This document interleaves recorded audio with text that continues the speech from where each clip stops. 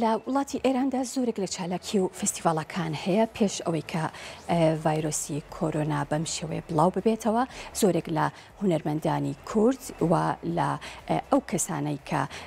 خاوەن بەهرە و پێگەن زۆر کات بانگهێشتی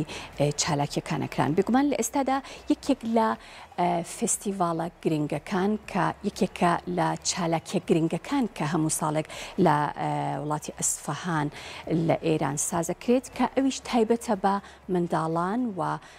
بە مێرد مناڵان کە تیایدا خاون بەهرەکان ئەو کەسانەی کە یاخود ئەو مناڵانە یان ئەو مێرد مناڵانەی کە بەهرەیەکیان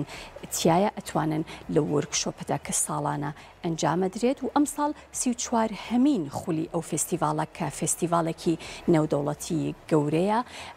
تایبێتە بە مناڵان و مێرد مناڵان وەکو ئاماژەم پێکرد سازەکرێت و بەسەرۆکایەتی کەسایەتیەکی گرنگ کە عەلیزادە تاپشە کە ئەویش لە شاری مێژووی ئەسفەهان سازەکرێت بێگومان بەرپرسانی و هاوکارانی ئەم ڕێکخراوە یاخود ئەم پرۆژەیە ڕێکخراوە سینەماییەکانی ئێرانن و شارەوانی ئەسفەهانن کە زۆر بە پەرۆشەوەن بۆ ئەنجامدانی ئەم فستیڤالە. 34 هەمین خولی فستیڤاڵی نێودەوڵەتی فیلمی مناڵان و مێرد مناڵانی ئێران